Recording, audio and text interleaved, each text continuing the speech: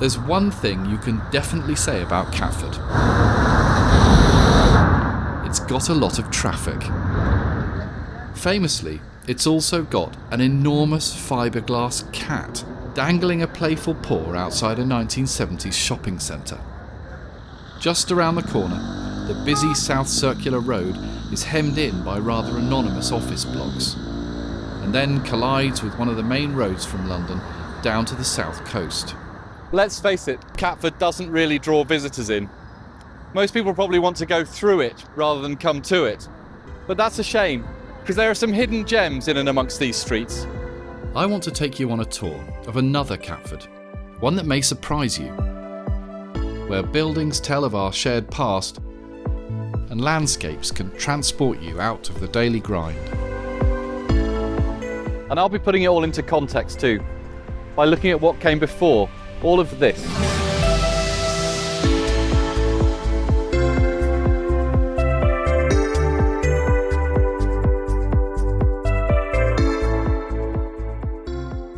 My name's Jon Wright. I work as a heritage consultant, advising architects and local authorities on how to protect and improve their historic buildings. As well as showing you a different side of Catford, I want to make the case for conserving some of those buildings that are currently under threat of demolition. That's all for much later on though. If we want to know where Catford should go next, we first need to understand how we got to where we are now. Catford is in the southeast of London, in the borough of Lewisham. That sounds straightforward, but where does it start and end? I think the best way to define it is by postcode. SE6 covers several neighbourhoods, and we'll be dropping in on each of them to discover those hidden gems. Find out how the past has shaped the present, and take a look at what the future might hold for some of Catford's unique buildings as regeneration of the town centre begins. One thing it's worth pinning down straight away is the name. Why on earth is it called Catford? Well, it certainly goes back a long way. It was first recorded during the reign of Henry III in 1254. One theory is that it describes a shallow river crossing, a ford, that was frequented by wildcats, which are larger and fiercer than the domestic variety. Today, that site is crossed by Catford Bridge. It's not as crazy an idea as you might think. This is where the ford across the River Ravensbourne would have been, and wildcats were actually quite common in rural England in days gone by. The land around me would have been open pasture, the kind of territory they like to hunt in. So, the evidence supports the theory. I think people really did name the ford after a group of wildcats.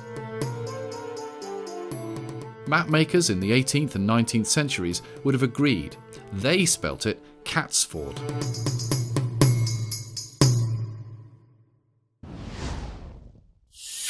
Our tour begins in Southend, named for its position at the southern end of the old parish of Lewisham. Today, it seems little more than another busy intersection on the road to Bromley. There's a large DIY store that was built in 1984 and a slightly incongruous small lake by the side of the main road.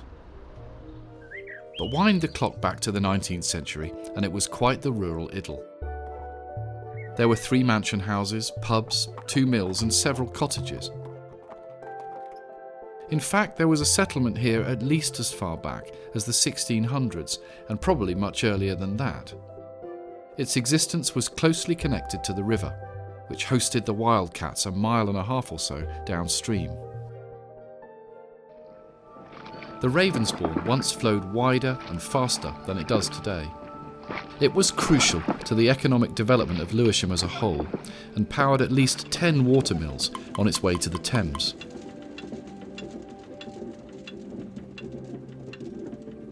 The 2 mills at Southend, called Upper and Lower, produced flour and other products, including at one point some of the finest cutlery in England. Ephraim Howe and his son John manufactured knives and forks in the late 17th and early 18th centuries, and their work can still be seen today in the V&A Museum. Advances in steam power in the 1870s made the mills less profitable, and they eventually ceased operations. The buildings themselves survived in other guises. Upper Mill was taken over by Jacob Perry and was universally known as Perry's Farm for many years, and later became a timber merchant. It was still part of the Southend scene into the 1960s. The mill ponds found alternative uses too. One was converted into watercress beds, and the other became a popular boating lake. The lake is still here today, but it's now called Southend Pond, and you're rather more likely to see geese and ducks than people out rowing. The big landowners at Southend were the Forster family, who lived here at the Hall, a large mansion house from the late 1700s.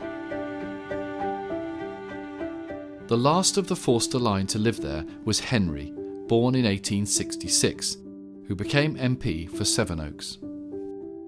The Hall had an enormous private park of 120 acres, and as the richest people in the neighbourhood, the Forsters would have had a say in pretty much all local affairs. At least they did for most of their time there. By the late 19th century, their little village outpost was starting to feel the effects of modernity. And when the electric tram arrived in 1914, the area was opened up to all kinds of day trippers from the north of the borough. Forster had had enough. He leased his mansion and moved away.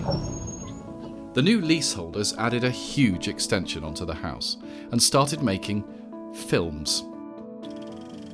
The Britannia Film Company shot several movies there, including the silent Tom Brown's School Days in 1916. Sadly, the hall was knocked down in 1937 to allow for a widening and straightening of the old Whitefoot Lane.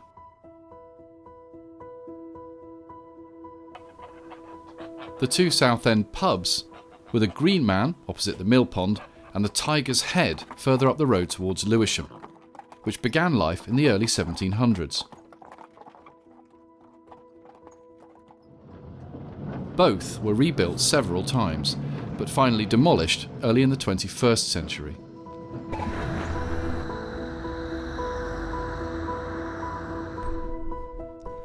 Amazingly, one building from the Forsters' time does survive. This is their Chapel of Ease from 1824, built just a couple of minutes' walk from their mansion house to save themselves the journey up to the church in Lewisham every Sunday.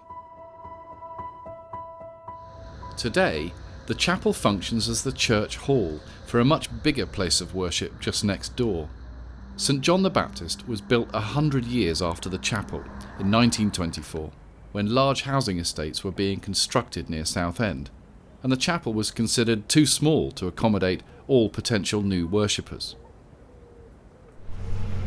It was designed by Sir Charles Nicholson, a specialist in ecclesiastical buildings. Nicholson designed the building in a Gothic revival style. He looked back to the Middle Ages for inspiration. It's really a mixture of a decorated and a perpendicular Gothic, the two last phases of Gothic architecture in this country. It's a very impressive building inside, and it's flooded with light from these enormous windows. This high ceiling carries 150 bosses in its timber roof, and every single one of them is different. It was meant to be much bigger than this, and had it been completed to its original size, it would have been more of a cathedral than a church. Although it was rather set apart from the rest of Catford, there was far more going on in Southend, with its pubs and mills and mansion houses, than in the next place on our tour. For several hundred years at least.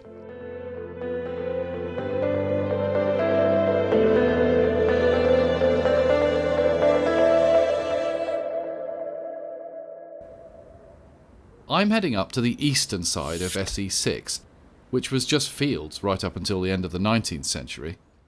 15 years later, however, it was covered in houses, and the man who did the covering was called Archibald Cameron Corbett. Corbett came to London from Scotland with his family in the 1860s.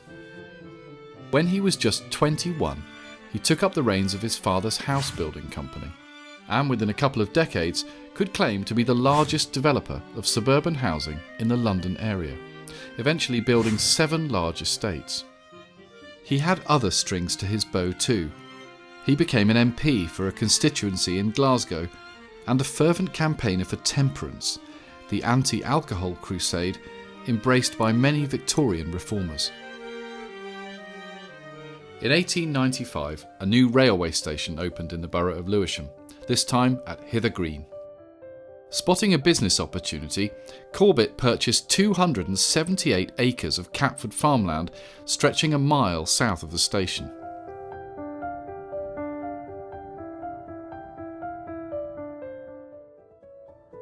Over the next 15 years, he laid out 27 streets of solidly built terraced houses with generous gardens and decorative mask keystones. These were aimed primarily at a new breed of white-collar commuter. The most popular job for residents was as a clerk in the booming metropolis of London.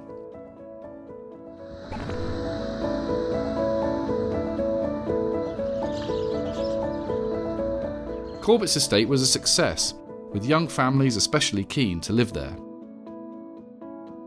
But if any of the new residents fancied a drink, they would have to buy it from outside, as the sale of alcohol was banned. By the time it was finished, there were over 3,000 houses, plus schools, shopping parades, churches, and a library. In a relatively short space of time, over 14,000 people had been added to the population of Catford. One of the first Corbett residents was Harry Sutton, who moved here into Arngask Road as a boy in 1899, and he later chronicled his Catford life. About 7:30 a.m. every morning, he remembered, the hot roll boy would herald his presence in the road with a mournful cry of, "Hot rolls! Any hot rolls?" And then after a deep breath, "All hot!" I'm pretty sure Harry would have made regular trips to the local library, which was just around the corner in Torridon Road. This is a Carnegie library, and it was built on land donated by Archibald Corbett. It was completed in 1907 to the designs of Henry Hopton, a 60-year-old architectural draftsman who beat 11 other professional architects to the job. And it's a superb building by any standards. Hopton used red Leicestershire brick and this grey Dalton terracotta to give contrast between the two materials, and the composition of the front is really elaborate. There is decorative embellishment from Roman antiquity everywhere. On the sides, these 2 Venetian windows with elaborate overblown keystones that define the Baroque style with this sort of sense of theatricality. And that whole composition builds through the Ionic columns up to the central dome that holds the crest of Lewisham.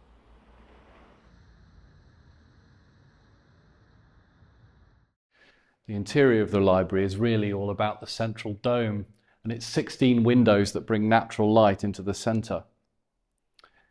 Elsewhere, there's timber work and screens and doors that are original and very elaborate plasterwork decoration. The dome itself is raised on these Ionic pilasters, and as you get to the beam that supports the dome, there are egg and dart decoration and a dentilled cornice beneath these wonderful cartouches. And all that rises up to the central roundel with a pendant in the middle.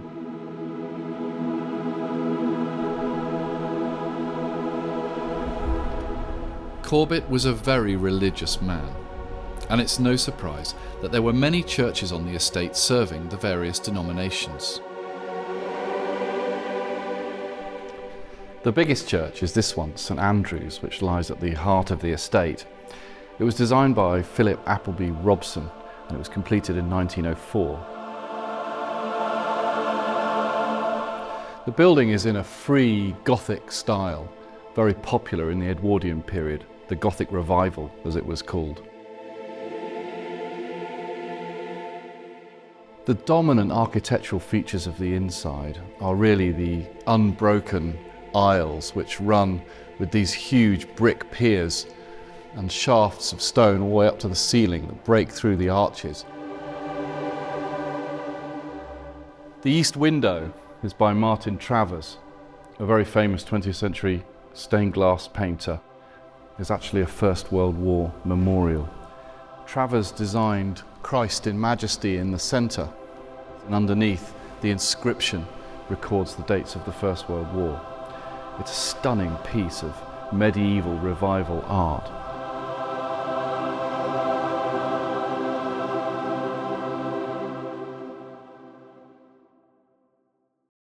Well over 100 men from the parish of St Andrews died fighting in the First World War.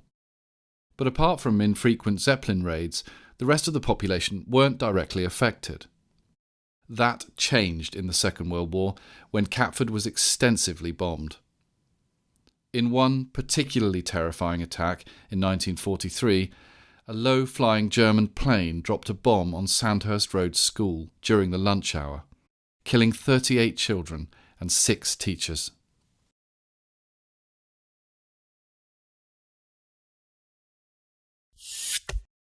Just down the hill from the Corbett estate, heading towards the centre of Catford, there's another large housing development. The houses here are generally bigger, but there are fewer of them.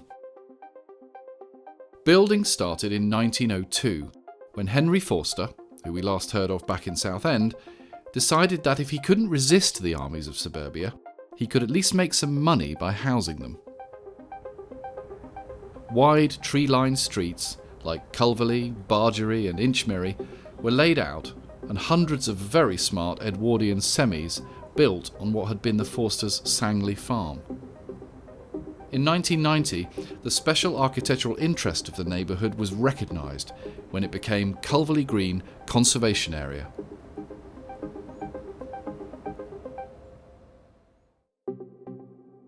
The Forster and Corbett estates weren't actually the first planned housing developments in Catford. Way back in the 1820s, even before the railways arrived, a small luxury estate of mostly detached houses was slowly taking shape over to the west, near the River Ravensbourne.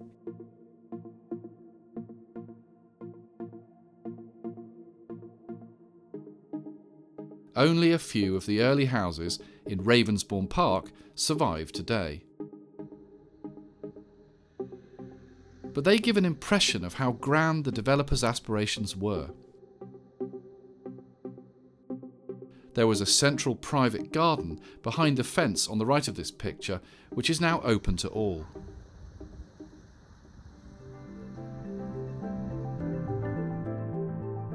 Catford is home to many terrific parks.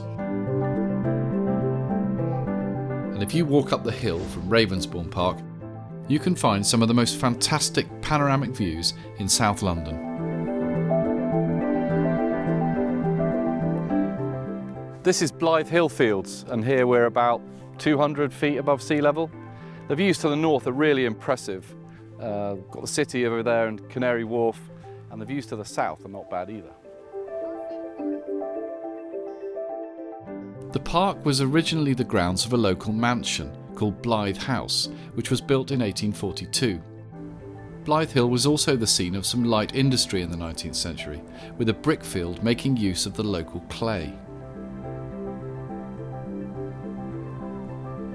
Some years after the mansion was demolished, London County Council purchased the land and opened the park in 1935.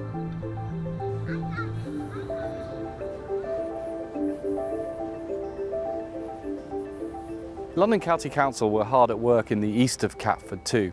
This is Mountsfield Park, just to the north of the Corbett estate.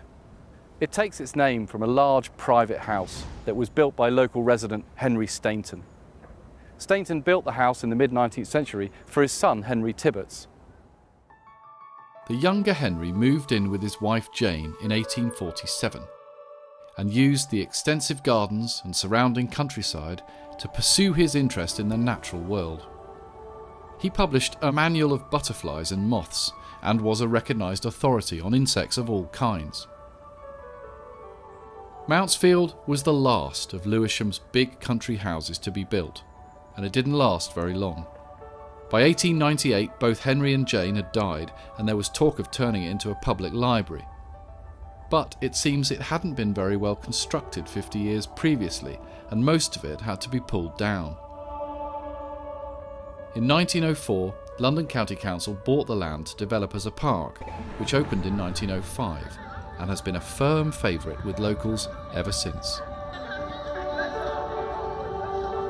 The Stainton name lives on in a street next to the park. If you'd been here in the early 1900s, you could also have seen a game of football at a ground called, unsurprisingly, the Mount, which was to the southwest of the park.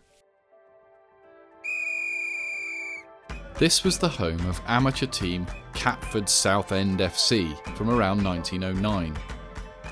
In 1923, the appropriately named Kittens were the subject of a proposed merger with nearby Charlton Athletic, who were keen to tap into a rapidly growing Catford population for support, and the pitch was redesigned to accommodate larger crowds. These failed to materialise, however, and Charlton went back to their home at the Valley. The pitch became part of Mountsfield Park, but you can still see where the main stand would have been. On the southern side of the Corbett estate is our next open space. This is the Forster Memorial Park. We're not far from where the Forsters' mansion house would have stood, just down the hill in Southend. Henry Forster's two young sons, Alfred and John, had gone off to fight in the First World War, and, like so many of their generation, neither of them would survive the conflict. Their parents decided to dedicate a public park to their memory on land the family owned, and it was opened by daughter Dorothy in 1922.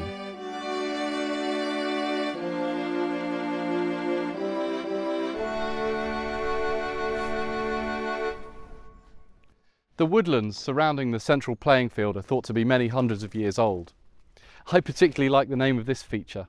This is Piggy Island, so called after the pig farm that was here before the park was created. Our next green space is rather different to the Forster Park. Straddling the river near the centre of Catford is a thin ribbon of land that most people probably aren't even aware of. We heard about the Ravensbourne earlier, but that's not the only river in Catford.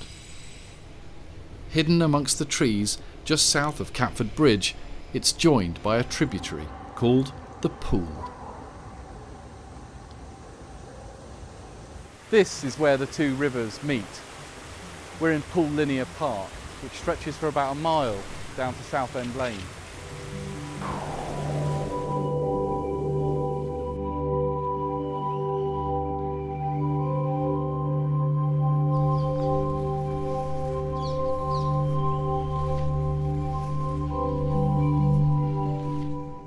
You can almost forget you're in the city as you wander along the riverbank. There's plenty of wildlife, including kingfishers, dragonflies, bats and toads, even huge cormorants which are here for the fish.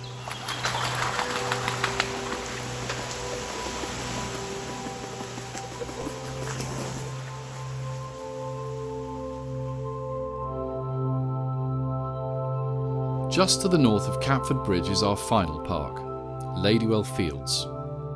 It probably owes its existence to the Ravensbourne's tendency to flood, which made housing development here too risky. The river was still breaking its banks in the latter part of the 20th century. There was widespread flooding across Lewisham in 1968, for example.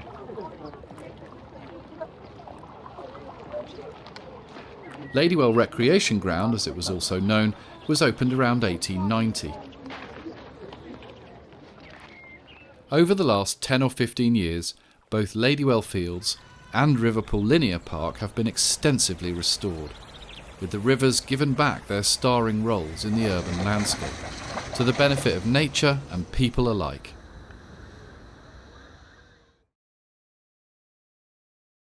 The next stop on our tour is just to the west of the Pool Linear Park.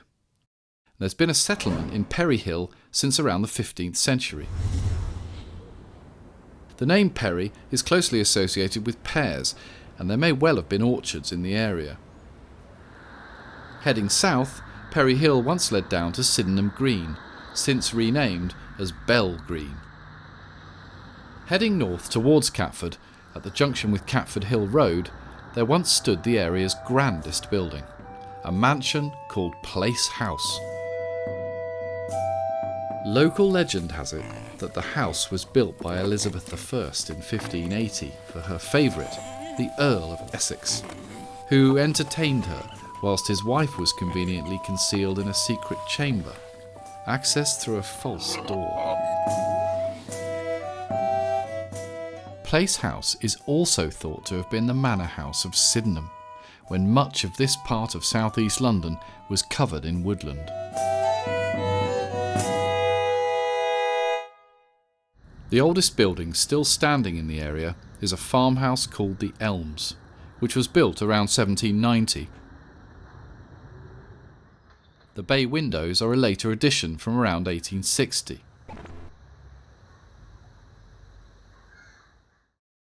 Back on Perry Hill itself, one of the area's best-known pubs was the Two Brewers, which has been around in one form or another for several hundred years. Its current incarnation was built around 1930 and has been named the Perry Hill since 2021. Further down the road, Perry Hill becomes Catford Hill, which is still recognisable from its pre-car days.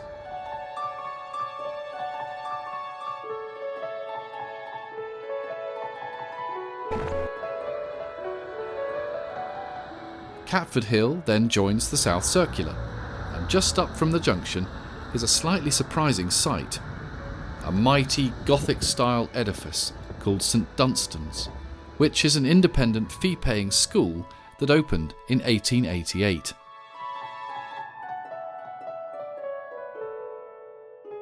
St Dunstan's was named after a 10th century saint. And there's more ancient history over in our next neighbourhood, Bellingham. Like Catford, it's an old place name, first recorded over 1,000 years ago. It means the water meadow of Beora's people. Bellingham was also the name of the local manor, whose lord lived in Park House near Southend. When the railway came through in 1892, the area was still farmland, and there was very little development until just after the First World War, when the government's plan to build 500,000 homes fit for heroes encouraged London County Council to buy Bellingham Farm.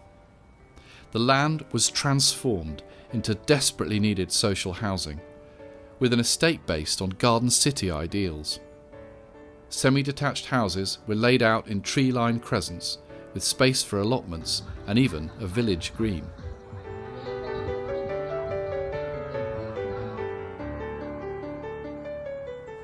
By 1923, around 2,600 houses were built, mostly for Londoners trying to escape the inner city slums.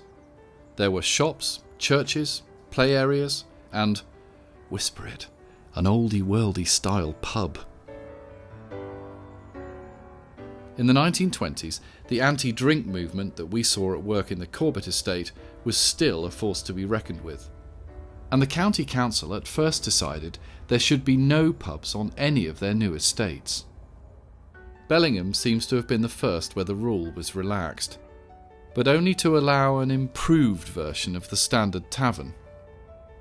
The new building was referred to as a refreshment house rather than a pub, and there was an emphasis on communal facilities like a meeting hall and games rooms. Even the name was designed to promote community cohesion. The Fellowship Inn opened in June 1924. Former Bellingham residents include the world-famous boxer Henry Cooper, who grew up in Farmstead Road and in 1963 lived and trained at the Fellowship. Another solution for the wartime housing crisis this time towards the end of the Second World War, can be seen up the hill to the east of Bellingham, where German and Italian prisoners of war erected 189 prefabricated houses for people whose own homes had been destroyed in the bombing raids.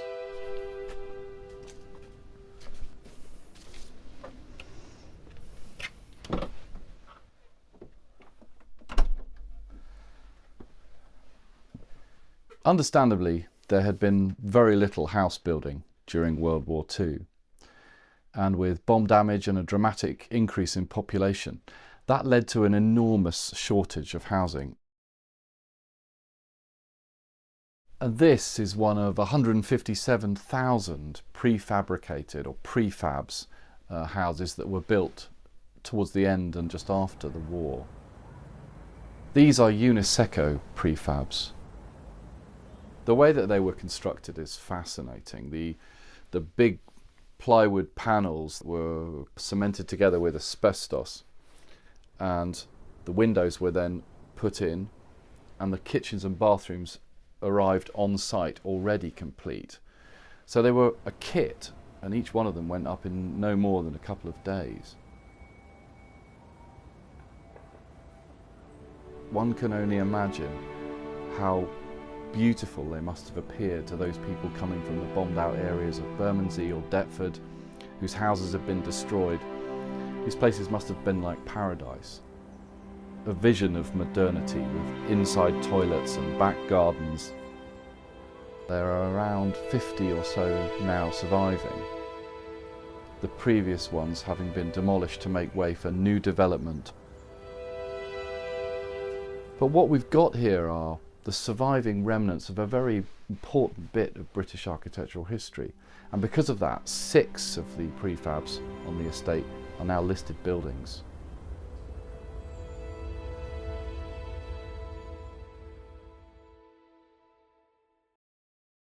A few years later, back down on the Bromley Road, the council was building very different, rather more substantial homes in the form of a modernist architectural adventure called Passfields.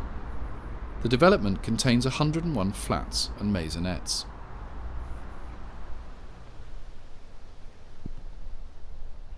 Passfields is composed of 4 separate blocks, the largest of which features this elegant curve. The flats were exquisitely detailed and the communal areas inside likewise, and they were all facing this green space in the middle. It was completed in 1950 to the designs of Maxwell Fry and Jane Drew. Both architects were pivotal figures in the UK modern movement in the 1930s. Although it perhaps might not look like it now, Passfields was very groundbreaking in the 1950s. It won a Festival of Britain Award in 1951, and in 1998 it was listed as a pioneering example of a modernist estate built just after the war. Not far up the road from Passfields, heading towards the centre of Catford, is the site of a couple of other notable buildings: Glenifer Laundry and Robertson's Preserves Factory. For decades they were local landmarks and big employers. The jam factory opened in 1900 and was well placed to take advantage of the fruit orchards of Kent. In 1911 it was joined by the laundry, which, like Robinson's, started out in Paisley in Scotland and went on to achieve national prominence. Both went out of business several decades ago, and the site is now a retail park. There's plenty to cram into the last stop on our tour, because we're heading to the heart of SE6. I'm starting out on Catford Bridge, which today is a little busier than it was in the era of the trams, when you could hop off in the middle of the road. We're in what most people would call central Catford, but which until the latter part of the 19th century went by a different name: Rushy Green. To explain this paradox, we have to delve further into the past, back to a time when there were still cats roaming by the ford and farming was the mainstay of the local economy. Catford was clearly a popular place name, and it was eventually used to describe all of the surrounding land, which in medieval days was called a manor. The manor of Catford certainly had a water mill, called Ford Mill, just to the south of the ford, and possibly had a manor house too. But the largest settlement in the area was round the corner from the ford, at Rushy Green. Rushy Green was originally just that, open grassland where local farmers could graze their livestock, with rushes growing nearer the river. It became a convenient stopping-off point for coaches heading south, where passengers and horses could be fed and rested at the local inn. There were 2 or 3 mansion houses and several cottages. For a long time it was Rushy Green rather than Catford that was the name for the built-up area. It wasn't until a bridge was built over the Ravensbourne that Catford, or sometimes Cat's Ford, started to appear on the maps. Even when the railway arrived in 1857, the local station was called Catford Bridge. It was named after the landmark rather than a separate settlement. But by the latter part of the 19th century, there had been a lot more development, and Rushy Green was relegated to the name of the road up to Lewisham. The new suburban district had been given the ancient manorial name. This was confirmed when another railway arrived in 1892, and a new station was built next to the old one. This time, there was no equivocating. It was called simply Catford.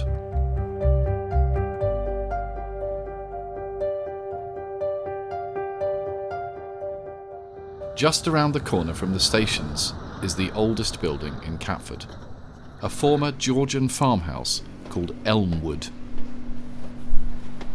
It's currently covered in scaffolding.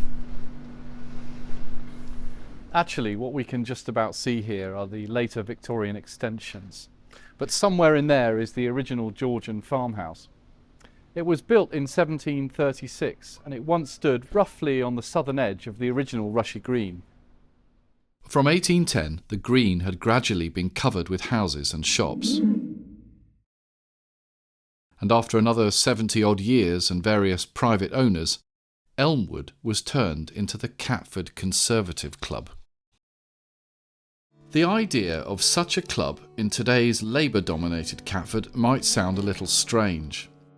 But back in the 19th century, the area's political makeup was quite different. Wider Lewisham had become a parliamentary borough in 1885 and elected a Conservative MP by a large majority. Catford was at the administrative heart of the constituency, so it's no surprise that when they were casting around for a place to socialise, the local Tories chose somewhere close to the action. In fact, Elmwood was lucky to find a taker. Nearly all of the other old houses from Lewisham's era as a rich merchant's rural retreat had either been demolished or converted into shops. The Conservatives enjoyed their club for over 100 years, but don't seem to have carried out a great deal of maintenance. By 2008 they'd left, and the building was lying empty and slowly disintegrating. From 2013 to 2019, it had a short-lived resurrection as a pub, the Catford Constitutional. But health and safety intervened, deemed it unsafe, and it was closed again. That might have been the end for Elmwood. But fortunately, the council raised funds to do a complete renovation. This is a temporary floor. There's an open plan in the middle with a walkway around the outside. And from what I saw when I had a look around, it's going to be a really fantastic addition to the Catford cultural scene. There will be a new pub, a community kitchen and a performance space. Remarkable.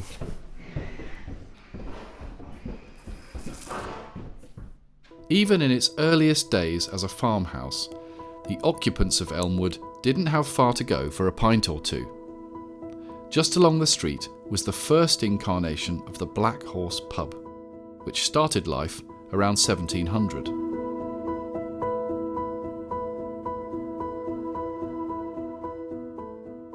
The current building dates from much later, 1897, and the name has changed too.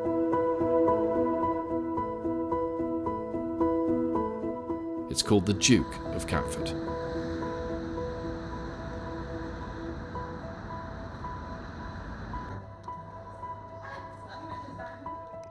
Nearby pubs of a similar vintage have pretty much all disappeared. The George Inn at the bottom of George Lane was a popular coaching stop in its heyday, before a later incarnation fell victim to the wave of pub closures that swept the UK in 2010. Over on Catford Bridge, the original railway tavern is also long gone. But a modern version continues its legacy. One topic of conversation that I suspect got fairly frequent airing around the tables of the Black Horse was the way in which the community of Rushy Green, and later Catford itself, was run. Back in the 18th century, it was still the manor courts and the local landowners who called the shots across Lewisham.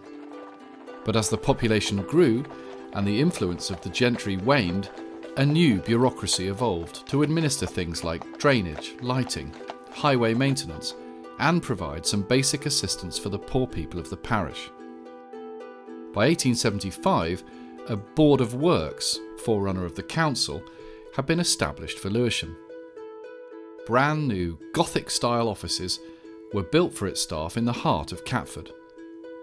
Local wags dubbed the building Catford Cathedral.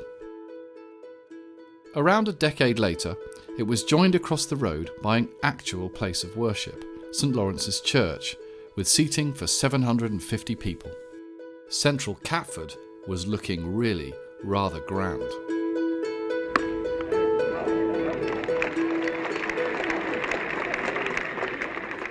Aside from local government, a few drinks and a place to pray, it seems that what the citizens of Catford really wanted was some entertainment. That's if the sheer number of options are anything to go by. We've already seen football being played at the Mount, but cycling was also massively popular in Britain at the end of the 19th century, not least among women, for whom it represented a newfound taste of freedom. In 1895, a velodrome and athletics track was opened near Brownhill Road. Around 10,000 people turned out in the rain to watch the opening races. In April 1909, Catford got one of Britain's very first purpose-built cinemas, which was the brainchild of a Scotsman called James Watt, who also built the roller skating rink a couple of doors down from the cinema. The workaholic Mr. Watt ran a local building firm that erected around a third of the houses on the Corbett estate, and much of the Forster estate too. He certainly left his mark on Catford.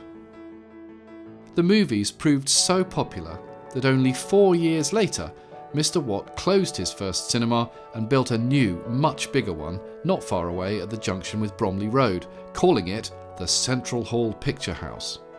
It's one of the few buildings from the era still standing. Maybe one person in the audience at the Central Hall in the early years was a young Elsa Lanchester, who was born in Catford in 1902. She grew up in a very bohemian household in Farley Road, and after starting a children's theatre and a cabaret club, became an actress, appearing in dozens of films, many with her husband, Charles Laughton. She's perhaps best remembered as the eponymous star of The Bride of Frankenstein.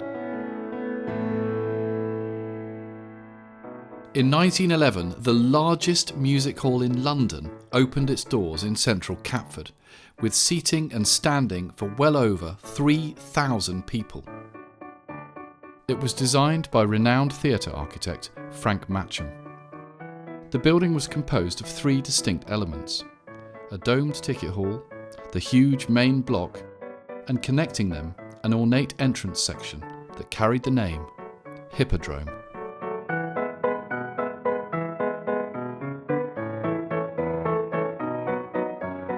Many big names appeared at the Hippodrome.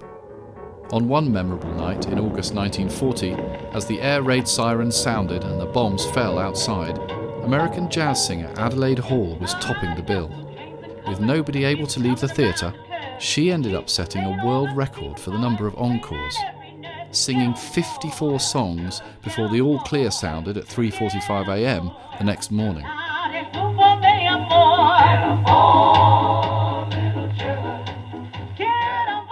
In 1932, greyhound racing came to Catford. A stadium was built between the two railway lines, providing fun nights out with the chance to win some cash. So, dog racing, football, cycling, cinemas and variety. Catford had it all. Or did it?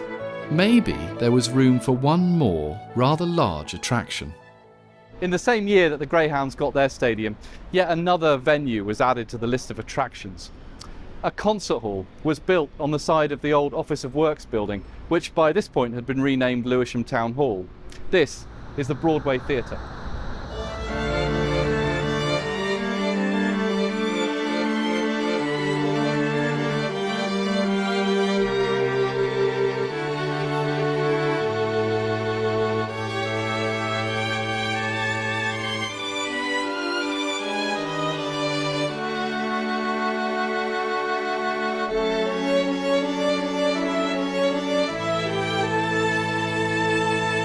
The Broadway Theatre is Catford's jewel in the crown.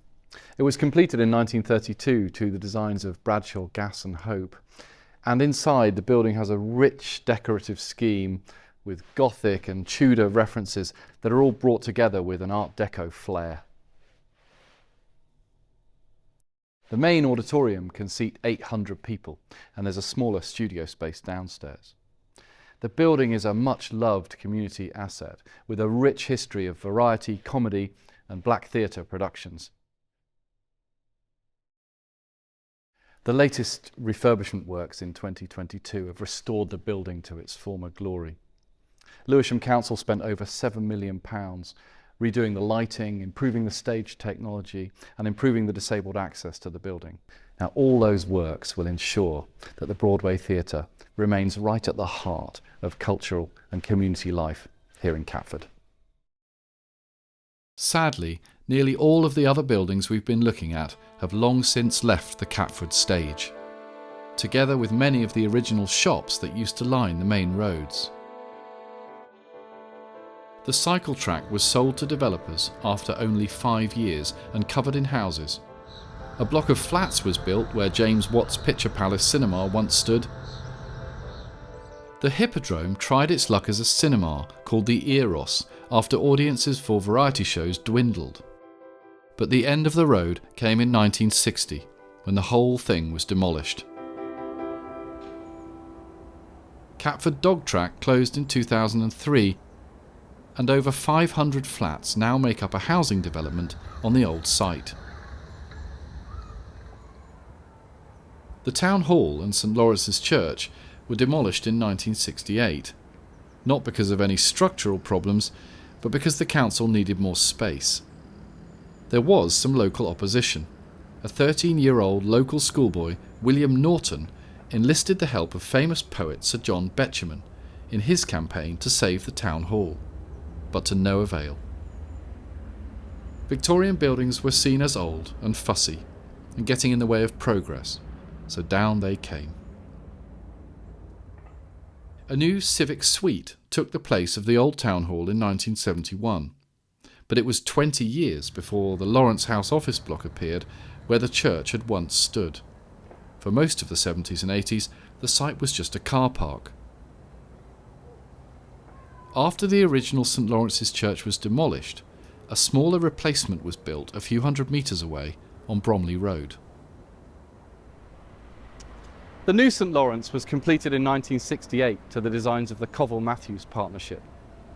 The main body of the church is capped with this concrete crown, and the Lady Chapel, with its 56-metre concrete and steel spire, houses the bell from the original St Lawrence Church. As bold and as surprising as this building is from the outside, it's the interior of the church that's really special.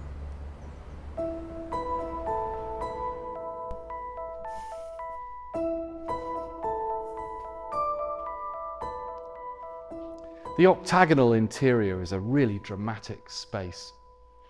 The seating is arranged in a fan shape, and the clerestory windows are rich, bold colours of abstract patterned glass. And they all terminate in a beautiful altar cross that's also designed of fragmented pieces of glass and backlit. The structural makeup of the church is expressed internally in these huge ribs, and between them there sits a series of triangular fiberglass panels. The combined effect of all this is a stunning example of post-war design. One of the first vicars of St Lawrence's was Wilfrid Wood, who came to the UK from Barbados in 1962 as part of the Windrush generation, many of whom went on to make Catford their home. He spent 8 years there and in 1985 made history by becoming the first black bishop in the Church of England. If you think the new St Lawrence's was a bold architectural statement, wait till you see what replaced the Hippodrome.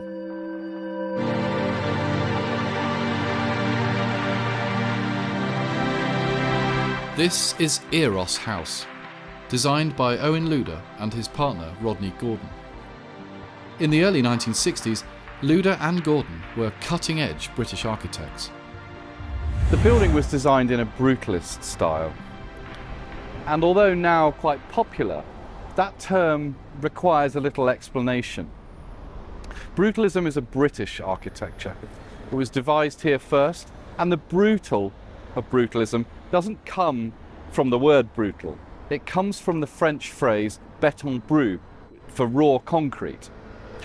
And that's what brutalism was about, the expression of materials as found.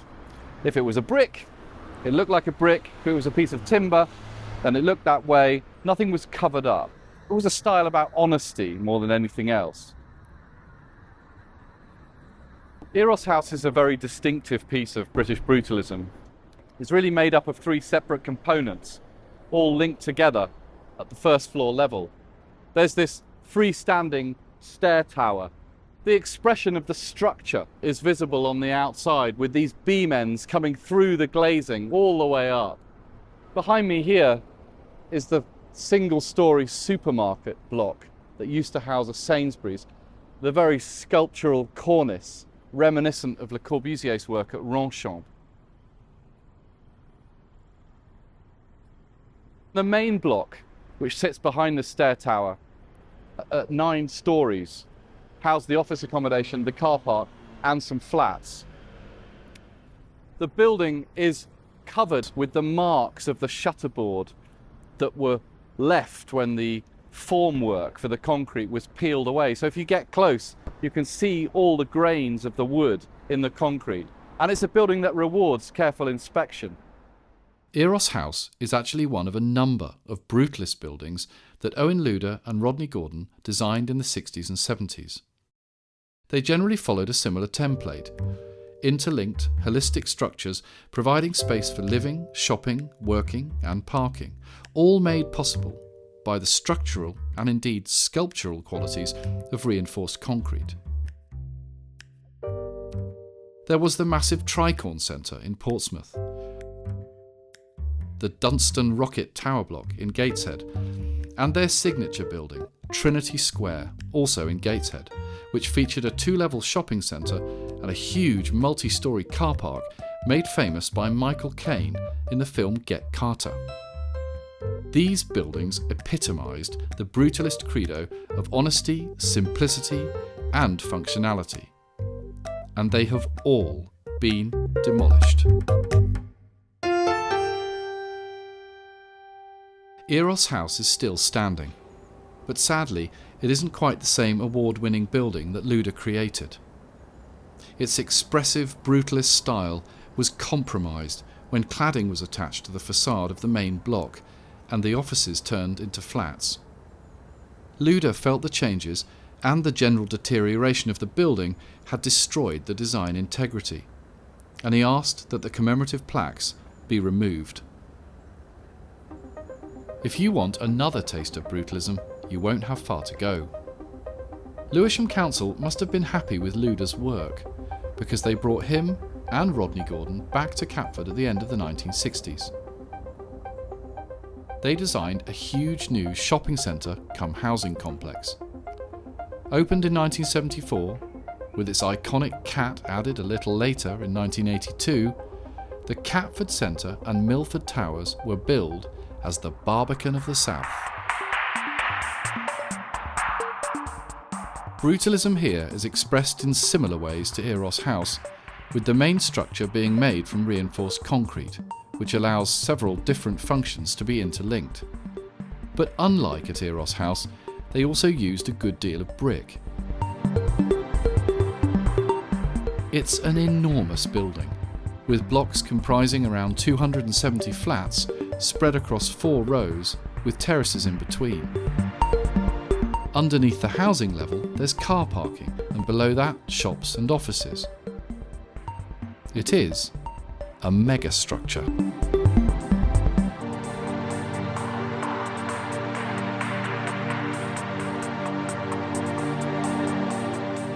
But it's also not been without its problems.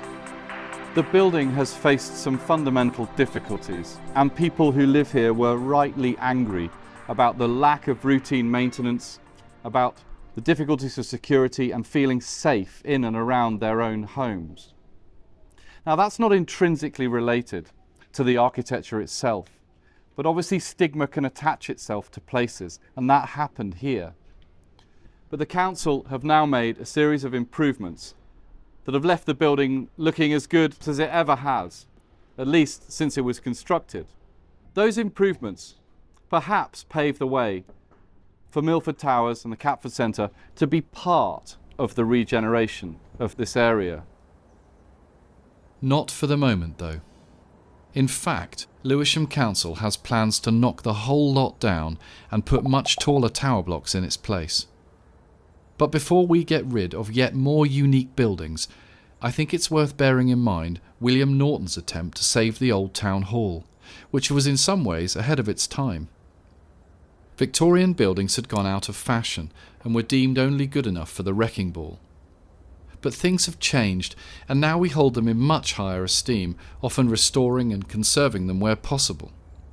And if we go back to the beginning of the 1900s, when the Victorian buildings were still quite new, it was the old mansion houses whose loss was being keenly felt by Lewisham residents, who set up societies to try to conserve what still remained from an earlier era to themselves. The point is, we soon grow tired of buildings that were once new and exciting, but then regret tearing them down to make way for the next architectural trend. If we do lose Catford's brutalism, I think we'll come to regret that too. This throwaway approach to architecture and development needs to change.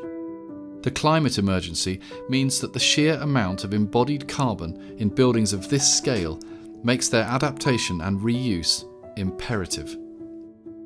And when you factor in a greater appreciation for post-war architecture, of brutalist buildings in particular, we have both the appetite and strong rationale for holding off from tearing them down. There's now a golden opportunity to end the destructive cycles of the past and pioneer a new, genuinely greener form of regeneration, right here in Catford.